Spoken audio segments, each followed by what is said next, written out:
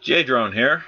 Worked all day, no time to play outside, so before I left my job today I figured, why not show you an indoor flight of the Striker from World Tech Toys.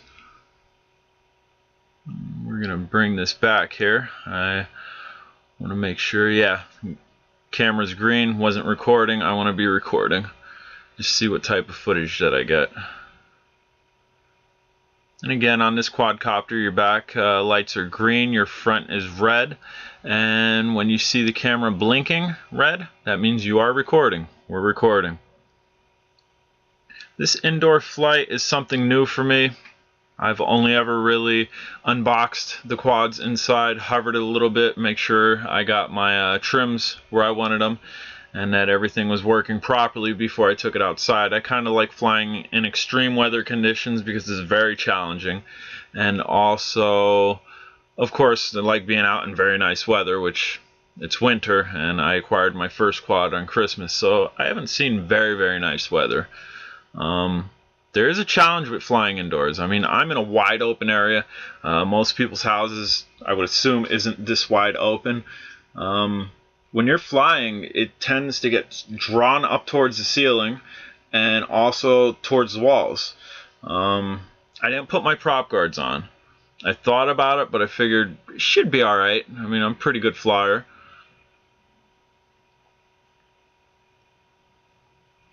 And there we hit the wall, and we're good.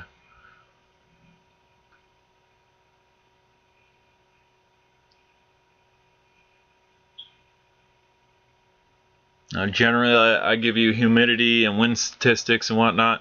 There's no reason to do that indoors. I'm sure the wind is 0, and I don't know the humidity inside this building. All those things do have a factor when you're flying, but again, we're indoors, so this is basically a very calm cruise.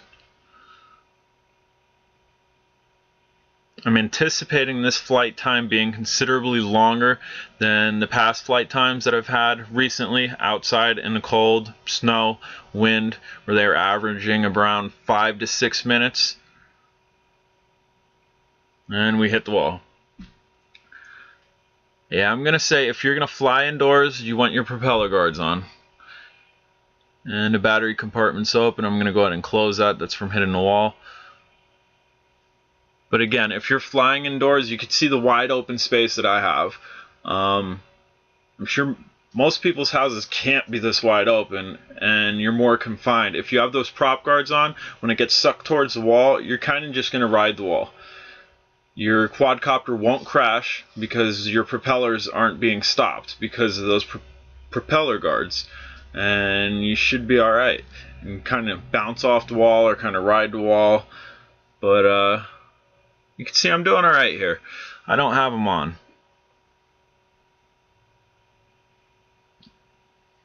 And we're going to go ahead and try to fly through this door, close quarters, and we did alright. I'm going to take it down the hallway. This thing moves very well.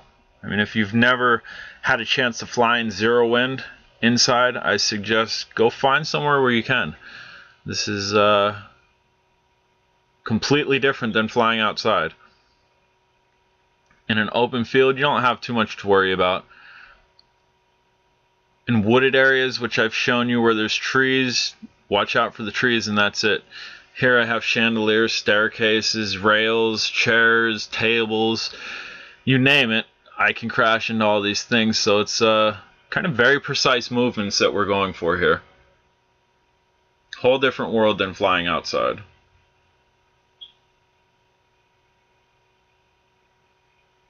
This thing hovers very nicely. And we're through the door. We're getting sucked towards the walls. And now we're stable. We're going to try to go through this door. Oh, the walls want it. Alright, we're through the door. Did not crash, despite the draw towards each wall, as you've seen.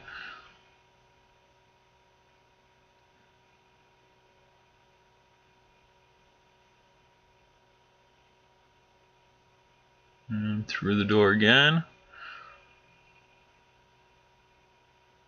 Stay away from these walls, and we're going to shoot down the hallway.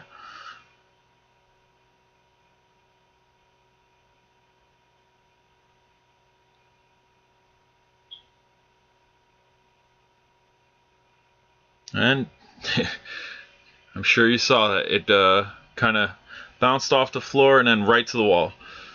Again, if you had your propeller guards, which the manufacturers provide, if you had them on, it probably wouldn't have crashed and stopped flying. Kind of bounce off the wall or rode the wall a little bit and you would have been good. I'm going to go ahead and go out this door. You can see it's flying very nicely. Even through this doorway where you have walls like right next to the propeller guards, you just have to fly slow. Gonna go ahead and take this over the chandelier a little bit. Do not want to hit that chandelier with these propellers.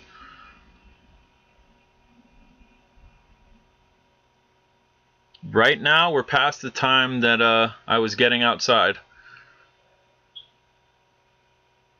We're at about 6 minutes and 20 seconds here roughly.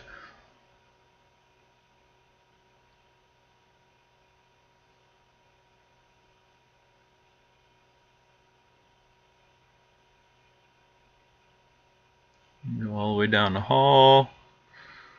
And we're going to pull it back, and it got sucked towards the wall. Yes, flying indoors, you need your propeller guards.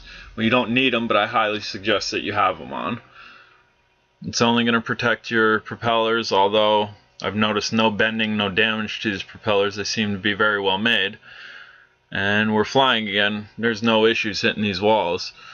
But I'd rather continuous flight and not hit something and crash, and their propeller guards will help you with that.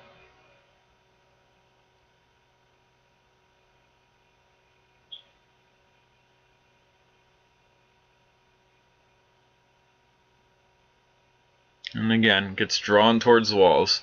You want your propeller guards on.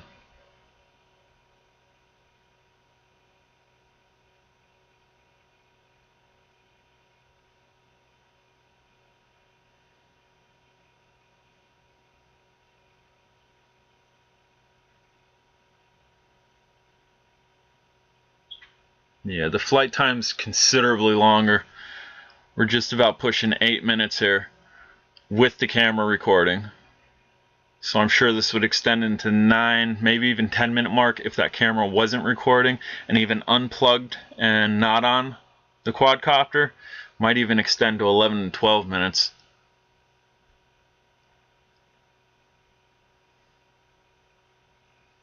Again, I'm J-Drone. It is February 11th. This is blinking. Gonna catch it.